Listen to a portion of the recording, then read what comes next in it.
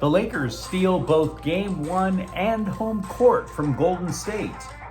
The Dodgers are getting by quite well without a shortstop. And UCLA takes advantage of a mass exodus from Colorado football. Good morning, I'm James. This is your daily dose of sports and snark for the greatest sports city in the world, Los Angeles. This is the faithful Angelenos Morning Report. It is May 3rd, 2023. I am in a terrific mood. Why? Do you watch Inside the NBA? I had a tweet read by the fellas. They thought it was hilarious. I'm very happy. Or at least it was moderately amusing. Whatever. Let's talk LA sports. If you like being in the know about LA sports, clickety-clack the like button. Clickety-clack the subscribe button. There's a notification bell. Hit that. It'll let you know when we drop new content. Sharing is caring. Let people know we exist. And by all means, comment. It's always good stuff to talk about when you're an LA sports fan. Before we go through the news and notes, a look at the scoreboard. Clean sweep for the Angelenos. Yesterday, the Lakers, Anthony Davis scores 30 points. He grabs 23 rebounds, 4 block shots. Lakers 117, Golden State 112 in Game 1 of their best-of-7 series. Game 2 is up in San Francisco on Thursday. We're going to talk more about that in just a moment. Meanwhile, Dodgers 13, Philadelphia 1. The 5th straight win for your first place, LA Dodgers. Miguel Vargas goes 4 of 5 with 2 runs scored, 3 RBI, 3 doubles. And in the CONCACAF Champions League semifinal, LAFC drubs the Philadelphia Union 3-0. They advance to the Champions League final, which will be held somewhere in Mexico. I'm not booking a flight. I got a life. Meanwhile, today, Philadelphia is at the Dodgers at 1 o'clock. Gavin Stone is making his major league debut on the mound for the Dodgers. Aaron Nola is going to pitch for Philly. He's 2-2 with a 4.46 ERA. But let's talk about the Lakers. Why not? Puts us all in a good mood. Last night, the recipe that we discussed at length yesterday morning came to fruition.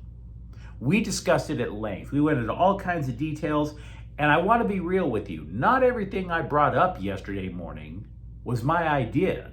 Some of it came from The Athletic, which we'll get into in a moment.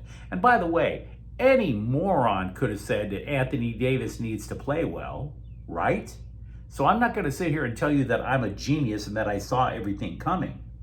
But take a look at all the things we talked about yesterday that the Lakers wound up accomplishing in order to get that Game 1 win. Get to the line, to the free throw line, with those extra points from the free throw line helping to negate Warrior three-pointers. Check. The Lakers shot 25 of 29 from the free throw line. Hold Steph Curry to under 30 points. Check. Curry had 27. Damn near half of it came in the fourth quarter. Ball control. The Lakers committed only 8 turnovers. Check.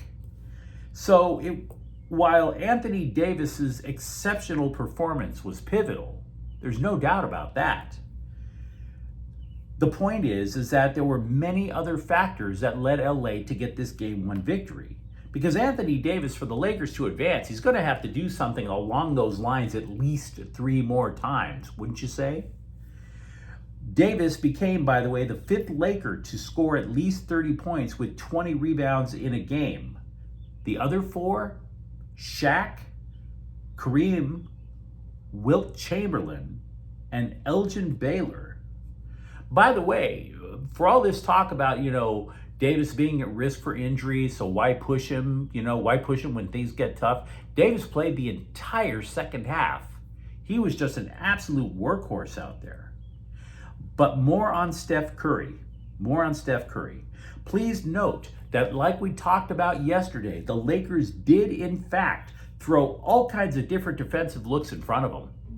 Jared Vanderbilt, Dennis Schroeder, Austin Reeves. Now, they're not all the same player, obviously. They all have different things that work in their favor to try to throw Steph Curry off just a little bit. Vanderbilt's length and athleticism, Austin Reeves' quickness, Schroeder for just being a pest.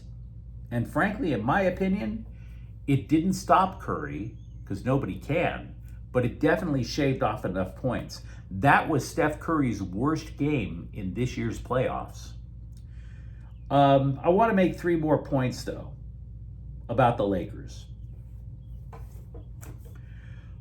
I was already reading stories that anointed Davis as possibly the best player in the NBA. Within minutes after the final whistle, sports writers were saying, Davis is the greatest ever. Davis could be the GOAT. This is the same press that nominates a new GOAT every day. LeBron's been the GOAT how many times in his career? Steph Curry's been the GOAT how many times in his career? For Pete's sake, 2 weeks ago, the press, the same press who is now ready to canonize Anthony Davis, 2 weeks ago, the same press thought he was a punk because he limped off the court in Memphis. So I've been harping on this ever since the channel came out. The sports press corps is overly emotional. Don't fall for the hype about Anthony Davis, because they're going to rug pull you the next time Anthony Davis does not have an exceptional performance. Secondly, we saw LA relax versus Memphis when the Lakers took home field advantage in Game 1 in the last series. So you have to keep that in mind. That is going to be a challenge for the Lakers in Game 2. Finally, and this is just a guess, coaches make adjustments between games. While all the reporters are talking about this, that, and the other, and all the pundits are getting in a kerfuffle, coaches make adjustments. It is possible that Steve Kerr will have Steph Curry bring the ball up court a lot more in Game 2. See, for 3 quarters, there was Steph Curry. He was doing his typical thing, running around, weaving from one pick after another with the Lakers defenders in hot pursuit. And of course, they were able to catch up. Curry did not get on track until the 4th quarter. And from what I saw, it was because Steph Curry was actually creating his own shot instead of trying to fly around screens and pop open. He actually brought the ball up court, created, sank the shot. So normally Golden State does not like to do that. They don't, because that takes a lot of energy out of Steph Curry. But maybe they have to in Game 2. Maybe they have to. The LA Times reports that the Dodgers never made a contract offer to shortstop Trey Turner, who went to Philly. And it's painful to hear that or to read that, but can you really blame the Dodgers? Look, you look down to the San Diego Padres. They are paying half of its starting lineup these ungodly amounts of money to where damn near the entire lineup is going to be in that nasty looking uniform all the way into their 40s. Long-term, hundreds of millions of dollars all the way into their 40s when their athletic skills completely diminish. Deals like that are what fractured the Angels when they signed Albert Pujols. Turner actually signed an 11-year, $300 million contract. He's 29 years old. That contract runs out when he's 40. So why would the Dodgers match that? Look, if you're over 40, you aren't the same person you were when you're 20. You can try to deny it all you want. Trust me, when I was 40, I did everything I could to deny it. I'm not in my 20s. I had to finally admit it. Now, Turner did commend Dodgers team president Andrew Friedman for at least being transparent in the process and not jerking him around. But for the Dodgers now, Dave Roberts is acknowledging that the shortstop situation is not ideal. 4 players, including Mookie Betts, have played there so far. Quote, typically the shortstop position is pretty consistent. We just haven't had that this year, unquote. Miguel Rojas has, in effect, played his way out of that shortstop job, by the way.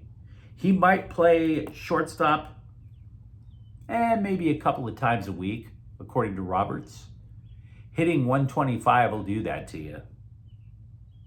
Also with the Dodgers, or former Dodger, I should say, Trevor Bauer pitched his first game in Japan last night. The hype for it was pretty high out in Japan. There was a fan, many of the fans, I should say, knew of Bauer's issues here. But one fan said that he wants to see his team win a title and that nobody proved the allegations against Bauer.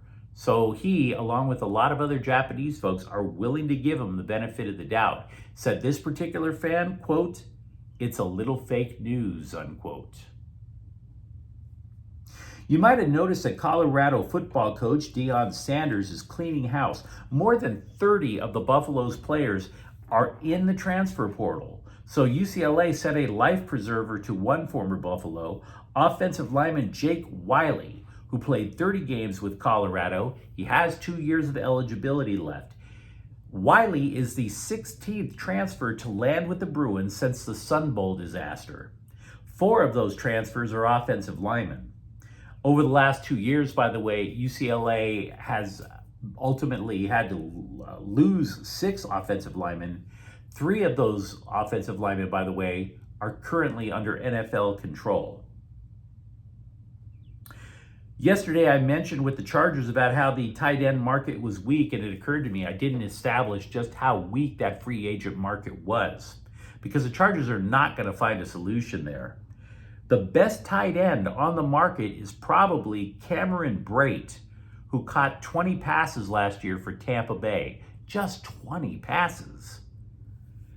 And if you're sitting there going, well, maybe they don't go double tight end. Maybe they consider a fullback. Yeah, that's Xander Horvath, who is a fullback on the Chargers roster. But even though he's listed as a fullback, he's really just a special teamer. So you're not necessarily seeing a quick solution for the Chargers there. Meanwhile, linebacker Kenneth Murray, a former first-round pick, didn't get his 5th-year option picked up by the Chargers. He was a starter at offside linebacker. Ultimately, all this means, much like it did for Jerry Tillery, the defensive lineman last year, it's time to make plays and hopefully keep your job. By the way, the roster overall for the LA Chargers is at 88 players. I do realize, I want to balance this, that I've spent a lot of time talking about the lack of decent tight ends with the Chargers, the strife with Austin Eckler. But before the Chargers open up off-season training or training camps, I want to close the book on the Chargers off-season. And I want to spread a little positivity. I like the Chargers offensive line. I love their edge rushers. I love that they added Tuli Tuipulotu. I also think wide receiver is now significantly better than it was last year. So I don't want to give you the idea that I'm just sitting here trashing the Chargers. If you're only blowing it at one position, how bad can you really be? I mentioned the Chargers. What about the Rams? Honestly, to close the book on their offseason, there's far too much uncertainty about the Rams for me to build a legitimate, solid opinion. Offensive line, uncertain. Defensive backfield, uncertain. Backup running back. 3rd wide receiver. Even the Chargers have 4 they can rely on. So I want to wait before giving you strong opinions on where the Rams stand. Be patient with me. Wrexham, a Welsh soccer team that became a household name because they were bought out by Deadpool and the creator of a TV show, they are going to be coming to the United States to play LA Galaxy 2. Not the main club, Los Dos, the reserve team. That'll take place at Dignity Health Sports Park in July. And Sparks team president Vanessa Shea is out. She was in charge of the business side of operations, so I don't think that's going to matter at wins and losses at all. But you let me know what you think in the comments thread, because we had a lot of winning going on in LA yesterday. Let me know what you think about the Lakers or Dodgers. And if you enjoyed this conversation, don't forget to subscribe to Faithful Angelenos. We're talking LA sports here every single day. Thank you for watching. I'm James. We'll be back tomorrow. Faithful Angelenos is a Corte El Queso production. Take care.